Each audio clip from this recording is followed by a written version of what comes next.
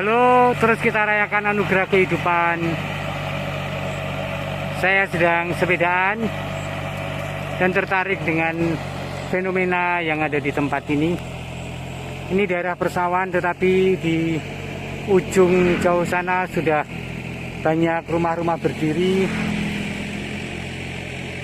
Namun demikian, sawah tetap digarap dengan serius, dan lihatlah bango-bango yang menunggu traktor itu membalikkan tanah dengan harapan bahwa mereka mendapatkan makanan dari sana. Cacing, belut, katak kecil, dan banyak yang lain lagi.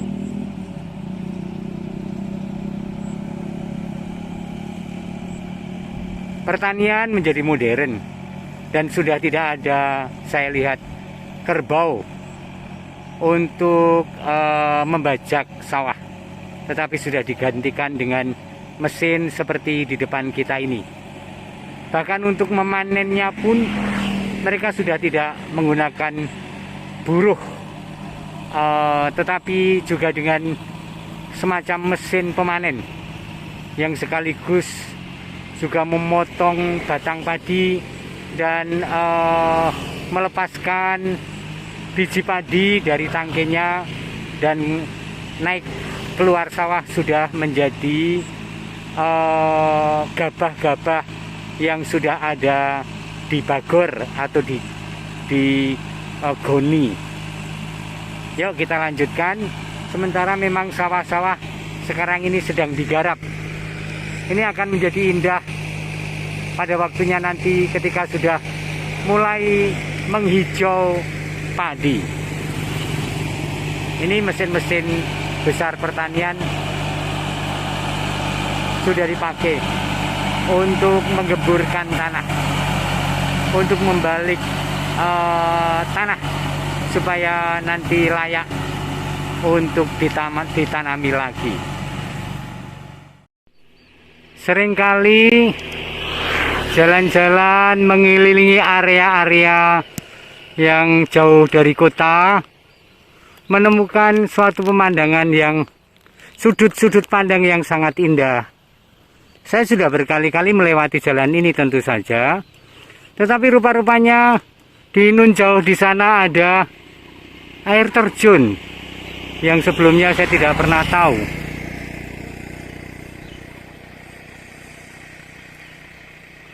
Pasti ini air terjun musiman. Hanya muncul ketika musim hujan, itu pun sesudah hujan deras. Sampai air telaga menjadi coklat karena musim hujan. Padahal sesungguhnya seharusnya tidak seperti ini, bening seperti kaca. Ada tempat indah, dan tempat selalu indah di negeri ini. Asal kita punya cara pandang yang positif terhadap alam. Yuk kita lestarikan. Aku bingung kapan harus waktu yang tepat untuk menceritakan pengalaman yang sudah puluhan tahun yang lalu, tetapi terus mengiang dalam hatiku walaupun aku tidak banyak menceritakan kepada orang lain, yaitu pengalamanku makan bersama Romo Mangun, Romo Y.B. Mangunwijoyo yang sudah wafat. Romo yang terkenal dengan pembelaan atas orang-orang kecil, entah di Kalicudi, entah di Kedung Ombo, ataupun di tempat-tempat lain. Romo yang sangat berani. Nanti saya akan ceritakan bagaimana suatu saat bersama Romo Mangun saya ada di Kedung Ombo dan ditangkap dan diadili. Itu saya kira tahun 89 ya, seingatku, karena aku waktu itu masih frater topper. Tetapi yang ini agak lain. Pengalaman kurang lebih tahun 2000 ya, berarti 20 tahunan yang lalu. Saya menjadi kepala rumah di Wisma Unio di Jakarta ketika saya berkarya di kantor Wali Gereja Indonesia KWI.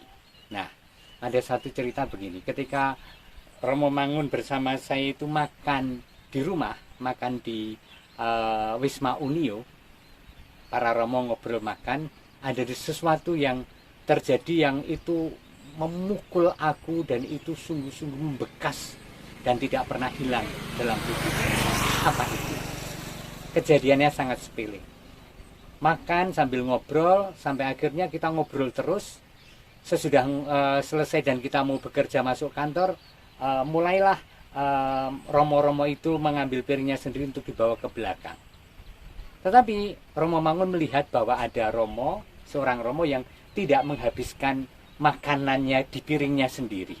Apa yang kemudian dibuat Romo Mangun adalah Romo itu menarik piring itu, mengambilnya, dan kemudian memakan sisa dari Romo yang tidak habis makannya. Itu sangat memukul. Bagaimana Romo Mangun memberi pendidikan pada saya dan mungkin kepada banyak orang untuk ngeman pangan. Dan itu menegaskan apa yang dikatakan Bapak Suci. Kalau kita makan dan sisa itu artinya kita merampok hak kaum miskin. Dan itu sudah dipraktikkan oleh Romo Mangun jauh sebelum Bapak Suci mengatakan itu secara eksplisit. Atau juga kalau kita sekarang sedang suka dengan ensiklik Laudato Si keutuhan ciptaan, yang juga diantaranya adalah ngiman pangan, ambil secukupnya dan makan sampai habis. Oke, mudah-mudahan bukan hanya saya yang